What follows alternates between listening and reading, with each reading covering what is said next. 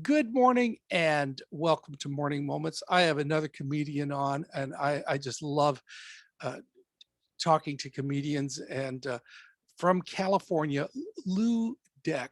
Welcome, Lou. Thank you, Andy. Good morning to you and everybody watching too. Nice to be here. A privilege, my friend. Thank you. And tell me a little bit about yourself. What do you do? How you've been doing it? And tell me something about you. Well, I'm Lue Deck, the comic in red shoes. I've been a stand-up since 1975. I quit college after I got out of the Navy. I went back to college on the GI Bill. I quit. The joke goes, I quit law school, become a stand-up comic, and 45 years later, my mother's still pissed off about it. But I came to California, got a job at the world famous Comedy Store, my second day in town, and it led me down a path of education, social contact, business acumen, and I've never stopped. I've got to say, I'm incredibly blessed, the luckiest person you ever know with little talent, but I talk well and I'm a happy guy. If you keep your messages as simple as that, it's amazing how the Lord will take care of you. So Absolutely. Yeah. I'm a happy person. So you've been busy during this time as well, even though we've been shut down in a lot of ways, haven't you? Well, California is completely shut down, but I have a book out. I actually have two books out, and I'm working on the third one, and planning on a big comeback as soon as California reopens the nightclubs. At the Comedy Store, gosh, back in 1978, I was video director for the Comedy Store, the first they ever had. And they built an office for me, and it is over the years set dormant. In the last 2 or 3 years, they picked it back up again. It's something I invented in '78. It's the Comedy Channel. So basically, we're doing a show called Comedy Store Tonight with the greatest host we've ever had. And his name is Argus Hamilton. We've been streaming for about a year. We've done 69 episodes. When the pandemic hit, we've been off 6 months, but we're planning to come back in one of the bigger rooms soon. And that the most I can say, comedy is a young man's game, and I'm not a young man anymore. So it was nice to be able to get something relatively funny and important to stay in Hollywood for. So again, I'm as happy as I could be having someone think I'm important enough to keep around. Yeah, My comedy official is really a title on, grind, isn't it? well, no, yeah. Well, I mean, it's hard. I would never say to anybody that comedy wasn't easy, specifically the first part of it, learning how to make people laugh and then getting yourself from town to town. Most people that stay in one town never make a real profession of it because people see their acts, they get used to them. There's never that much opportunity in any one town unless it's the big cities like New York or Los Angeles. So at this point, just to have a place to be is important, specifically during the pandemic. The Comedy Store has a special thing ever since the middle 70s. When they put you in their Hall of Fame, it's a black building and they write your name in white paint on the outside of the building. So I'm pleased to say I've been on the building for 22 years. And some 3 or 4 years ago, when they did a renovation, they took down the wall that I was on. So my name wasn't on the wall, but they just put my name back on the Wall of Fame last April, May. Great. So, you know, when you see your name next to Robin Williams and Richard Pryor, you feel like you've done something. Yes. Now you've also tell us a little bit about those books that you've been writing. Well, the first book was in 1988. I had left the Comedy Store for 4 or 5 years, and I've been touring on all around the country. I set a couple of records. I performed in 100 cities a year for 5 straight years, and in the next 6 years, did it 5 more times.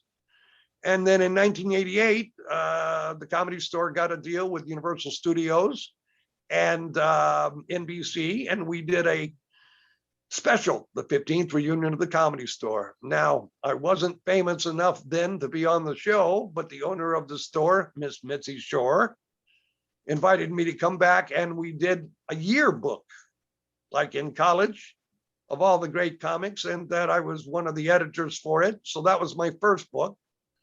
About 4 years ago, I put out my second book. It's called Stand Up Decoded. 22 essays I'd already previously published about stand-up comedy with a lesson behind each one. And now I'm working on my third book, From Comedy Hell to Stand-Up Heaven. So I try to stay busy, and that it's one thing to be prepared to go out and do live performance at the drop of a hat. I've been lucky enough. I do Bob Hope shows, USO shows for the Yes. military. I've been to 23 countries for the Department of Defense and the State Department. So on top of working all over America, I've just tried to stay busy, and that the longer you perform, the more material you get, the more interesting your show gets, and hopefully the funnier you get. And the longevity means you can have a lot of material to fall back on to choose from, don't you? Truly. In stand-up, you're always keeping your act. So it's tailored depending on where you are and what kind of show you're doing. In a comedy club, there are 3 positions: opening act, feature act, and headliner. So you always want to work on the time slot you're given. And then when you get a job opening up for a band or a singer, they generally have a certain time frame in mind. So you need to tailor it up or down to that. But basically, once you have your act, it's a matter of just adding parts on or taking parts away for any particular gig or job. And sometimes it could be driven also by dated material as well, right? Well, depends on how you write it. I don't necessarily, I do a show called Poor Lou's Almanac. It's kind of like a tribute to my hero, Benjamin Franklin, his Poor Richard's Almanac. And that pretty much topical events and that topical jokes have a place. And that since you're always replacing them, you're always writing jokes for them. But sometimes you write a joke that lasts 10 years. Case in point, I've used this joke on 4 presidents. Did you hear? President Biden just had his second colonoscopy. Turns out all the doctors found was an impression of his own head. But that's worked for 4 different presidents. So after that, your live performance act pretty much has to be what works. It doesn't help to do Jimmy Carter jokes anymore that are individual to him. But mostly what I talk about is the things I've done and the things that have happened to me. So that's a constant update. Tell me about your miracles. Oh, well, I'm as lucky as you can be. I've had 11 miracles. Now I'll tell you about the greatest one. After I left the Comedy Store and started touring, somebody saw me and asked me if I'd like to do a USO show over in Asia in 10 countries, entertaining the American troops. So I had to go through some qualifications, get a security clearance, get my material approved, and then we lit off. The third country we went to was the Philippines. Now, as it turns out, my mother's father died in World War II fighting the Japanese in the Philippines. She never knew what happened to her dad. He survived the invasion of the Philippines, which happened right after Pearl Harbor.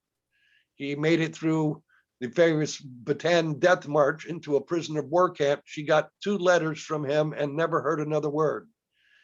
4 years after the war, she got a telegram from the Department of War saying her father was killed in action. Well, 42 years later, I'm doing shows all over the Philippines because there are so many American bases there. Our last show before we left the country was at the Presidential Palace for Ferdinand Marcos and Imelda Marcos. This is back in '86. And at the Presidential Palace, I had a pretty good set. Of course, it was a PG show. And in the diplomatic line afterwards, the president walks up to me and says, "Hey, I liked your cat jokes." Their second language is English, and he spoke English as well as me. That thrilled me that he liked my jokes. Then he said, well, what can I do for you? And out of my pocket comes a picture of Granddad, a major in the United States Army that disappeared. He didn't know what to do, but he gave me a general in the Filipino Army. The general gave me a captain. The captain gave me a lieutenant. The lieutenant called me 2 days later and gave me 5 places to look. On the 5th place I went to, I found my grandfather's grave. Turns out that he was a hero. He was the commander of a Texas battalion. And there's a wonderful cemetery 20 miles north of Manila called the Cemetery of Heroes. And he was enshrined there with his name at the top of the Texas battalion. When I inquired, they were surprised. It turns out they lost the disconnect, or they got disconnected from his family. And when I told them who I was, the paperwork started. My mother got a Bronze Star, a Silver Star, a Purple Heart, and $62,000 insurance money. It was $8,000 in 1945, but it kept building. Wow. And it all happened. It was the greatest thing I could ever give my family for as long as I lived. And it all happened because I was on the other side of the world telling jokes. Yeah. So I knew I'm doing what I'm supposed to be doing. I was a medic in the Navy and I tried to help people instead of kill people. As a comic, I try to make them feel good. And God has returned all of it back to me. Stand-up comedy gave me everything I ever wanted and more. So the best I can tell you is follow your heart in this life. Do what you think is best, no matter what the others around you urge you to do. Follow your heart. It may be that God has a miracle waiting for you. Absolutely. And listen, Andy, my name is Lue Deck. I'm the comic in red shoes. For a chance to tell that story, I owe you forever. Thank you, everybody, for listening. Andy, thank you for having me.